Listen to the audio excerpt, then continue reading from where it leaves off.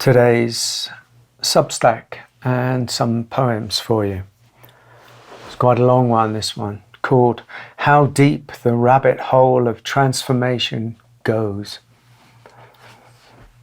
You didn't think you signed up for this much, but you did. Something in you was drawn to the flame, and the only way is through. Many people begin the path of awakening without even knowing why. Sometimes it's desperation, a crisis, an illness, a relationship breaking apart, or the quiet ache of a life that feels somehow misaligned. Sometimes it's innocent curiosity, a flicker of interest in a podcast, a spiritual book, a quote that lingers in the heart. Sometimes it's a search for meaning, for healing, for wholeness. It often starts gently on the surface of things. Therapy, self-help, techniques for managing anxiety or improving communication, new ideas, new frameworks, a sense of possibility, a bit of light entering through the cracks. But if the call is real, if the longing is true, the path will not stay on the surface. Sooner or later, the journey deepens. And with that deepening comes the descent into shadow, into pain, into everything that has been hidden or denied. At this point, wounds start to resurface, not just personal ones, but ancestral ones. Patterns that stretch back generations, family dynamics, childhood imprints, buried griefs, forgotten betrayals, rage that was never allowed, love that was never safe to feel. All of it begins to rise. The structures that once held your life together begin to unravel. The beliefs you trusted in, the identity you clung to, the social roles you performed, the unspoken agreements you lived by, even meaning itself begins to dissolve. It can feel terrifying. It can feel like you're losing your mind, yourself, your world. But this is the path, the real path, the one that doesn't offer quick fixes or comforting, the one that strips you bare. This is not a detour or a sign of failure. This is the transformation, and whatever arises in its wake must be included. To walk this path is to allow everything, yes, everything, to be met, felt, seen, and eventually loved, not bypassed, not managed, not transcended, but included. This is the movement from defended living to undefended loving, from spiritual concepts to radical intimacy with what is. It takes everything, all illusions, all veils, all identities, all the places you've hidden from yourself, all the ways you've tried to control life, all the unconscious protections and coping strategies that once kept you safe. It takes them all and throws them into the fire of transformation. And yes, there's a moment when you think, I didn't sign up for this. I wanted peace, not this madness.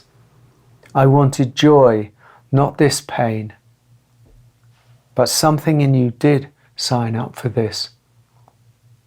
Something in you was drawn toward the flame, even if you didn't understand it at the time. And the most healing thing you can do is to honor that draw, to bow to that inner movement, and to trust it, especially when it burns. Yes, it's painful. Yes, it's overwhelming. Yes, it can feel like a kind of death. But death is the threshold. Death of the false. Death of the defended self. And on the other side of that death, if you stay true, is resurrection. Not a return to the old, but a birth into something truer, more real, more whole. The only way is through, not around, not above, not beyond, through. So give yourself to it fully. Make vows, make them again and again. In each moment when you feel like giving up, when the thought arises, I can't do this, answer it gently but firmly, yes, I can. Because it's not about being strong, it's about being willing. And that willingness over time will carry you across the fire.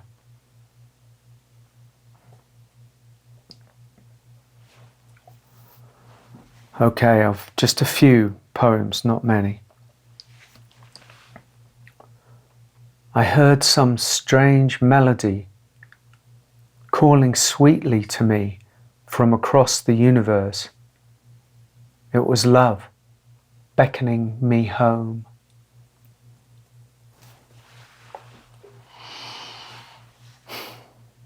We cannot bear our aloneness, our solitude, our emptiness. So we fill ourselves, distract ourselves, avoid ourselves. But those who are willing to face themselves, to sit in the fire of their own being, become empty of what is false. And in that emptiness, by and by, they find a freedom from suffering. Pain still arises, the world still turns, but there is no fear of aloneness, of silence, of emptiness. Some jewels are hidden deep in the mine, unseen, unknown. They are not waiting to be found. They simply are. The same is true of us.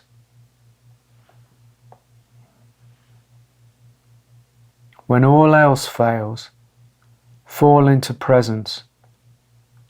When doing has taken you as far as it can, fall into being. When talking has run its course, fall into silence. Presence, beingness, and silence are the real jewels you carry. And this one. Sit in quiet presence, inside your suffering, neither trying to fix nor pulling away. Meet it all in the awareness that has light in it.